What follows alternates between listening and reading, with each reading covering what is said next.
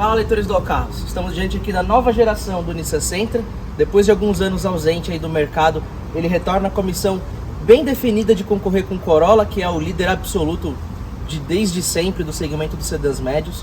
Então, só retomando, né, ainda que o Civic ele tenha também retornado recentemente, ele compete numa categoria um pouco mais elevada, não chega a ser o mesmo público, inclusive. Então ele vai concorrer aí com o Toyota Corolla, com o Volkswagen Virtus, que agora chega também na versão exclusiva e topo de linha, com essa pretensão desse segmento dos sedãs médios. E também o Chevrolet Cruze, que está por aí também, ainda talvez de repente vai ganhar alguma restilização, ou eventualmente até não. Tá aí, acho que um pouco mais de lado, mas não deixa de ser um competidor que existe. E a gente vai falar um pouco agora dos detalhes para vocês de como ficou o carro, né?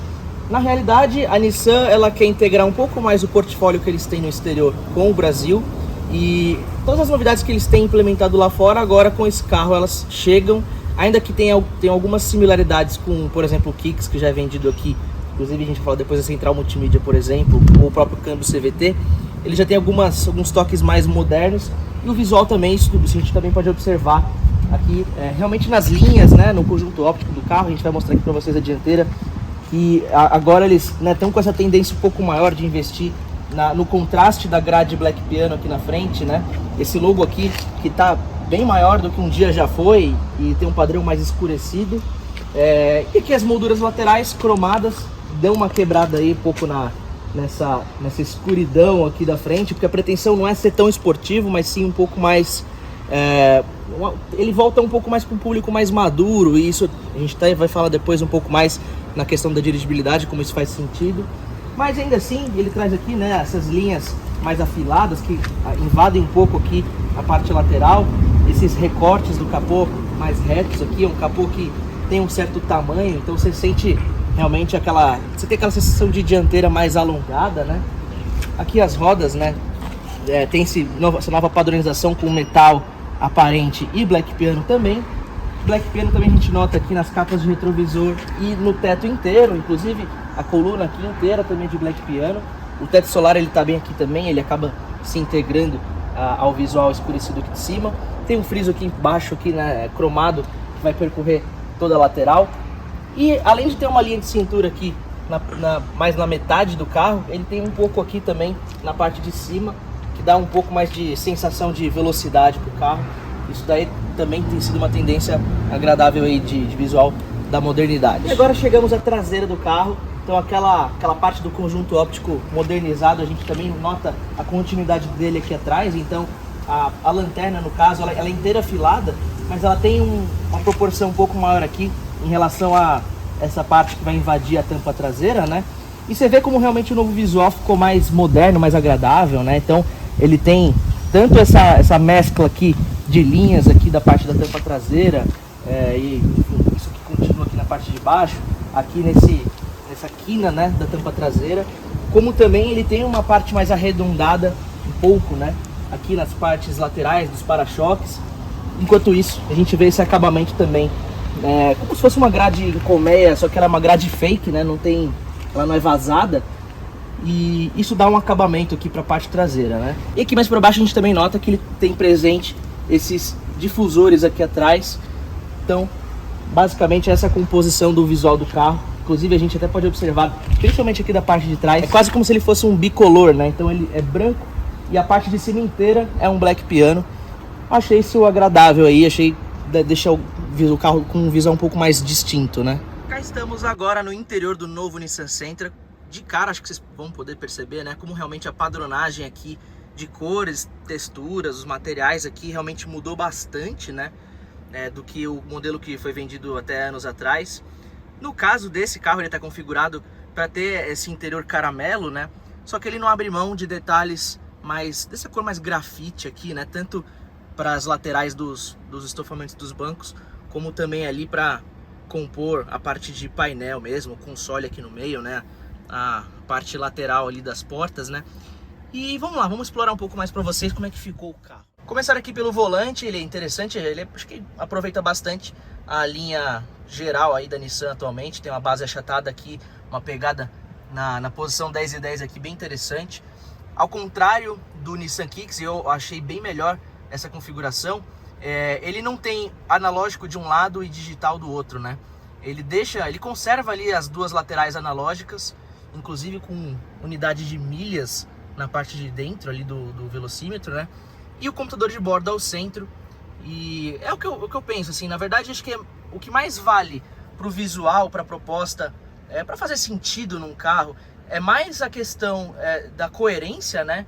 Então, no caso, se você preservar o analógico, você tem uma coerência, eu acho que isso vale mais do que você forçar uma modernidade, né? Então, não é que o analógico, ainda que ele seja menos moderno, não é que ele é inferior, né? Eu pelo menos penso dessa forma. É bem legível, né, os dois mostradores ali, então acho que eu sou um defensor de como ficou no caso desse carro, né?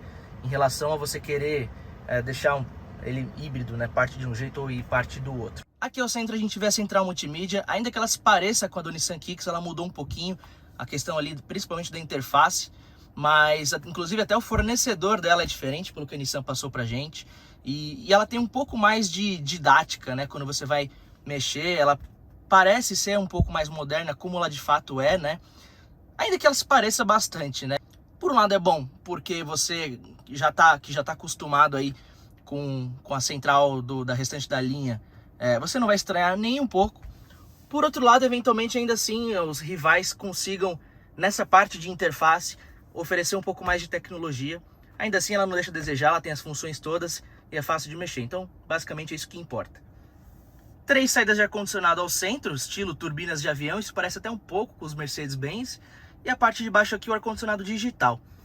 Ainda que a gente observe aqui na parte de baixo, né, que a gente tem um espaço para smartphones com plug USB, USB-C e auxiliar, ele não tem carregador de indução ali, né? Então isso acho que deixa um pouco a desejar. Outro ponto positivo do carro é o sistema de som Bose, né?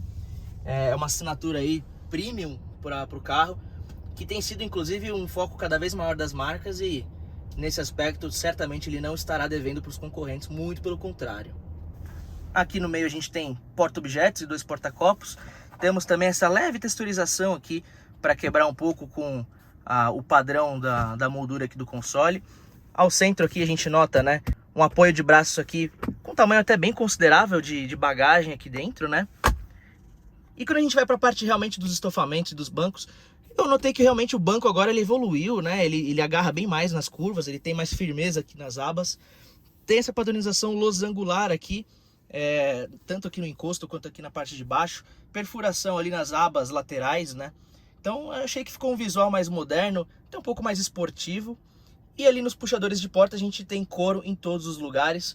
O único lugar que isso não vai estar presente em questão de painéis, né, é aqui embaixo, no caso, embaixo das molduras de ar-condicionado e acima aqui do porta-luvas. Mas de resto ele é todo acolchoado, então ponto positivo para isso também. No mais temos aqui também teto solar.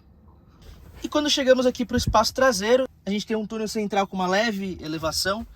Ainda assim dá para acomodar os pés dessa forma e vai sobrar um espaço mais considerável aqui para as laterais. De todo modo, quando você senta dessa forma, que é a forma mais correta, a gente vê que esse leve ressalto que tem no assento aqui na parte do meio, ele não interfere muito na altura total pro teto do carro, né? E ainda assim sobra um espaço aqui para quem vem nas laterais.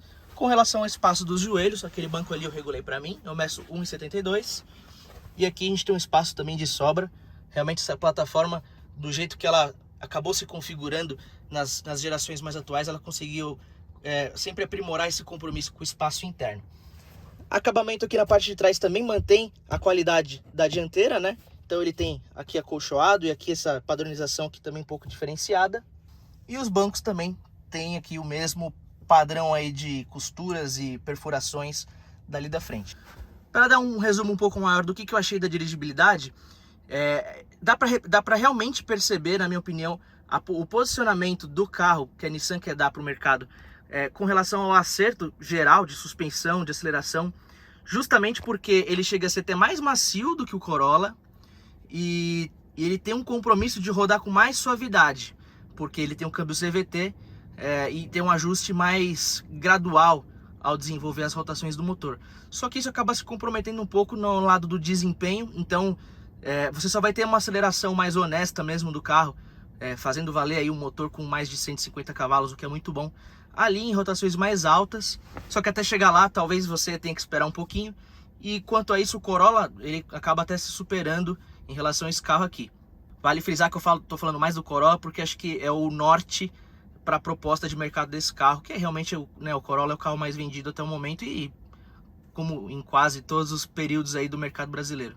A posição de dirigir também é boa, eu achei que você fica bem direto ali para pegar no volante, o campo de visão acaba se preservando e você se sente realmente num sedã, né? Ele tem um comportamento mais de carro comprido, assim, mas você sente realmente cada canto do carro mais distante do centro, o que também é muito bom para o conforto e para a estabilidade em altas velocidades, ainda que esse carro tenha também uma calibração de suspensão mais macia e acaba por conta disso ficando mais distante da proposta esportiva.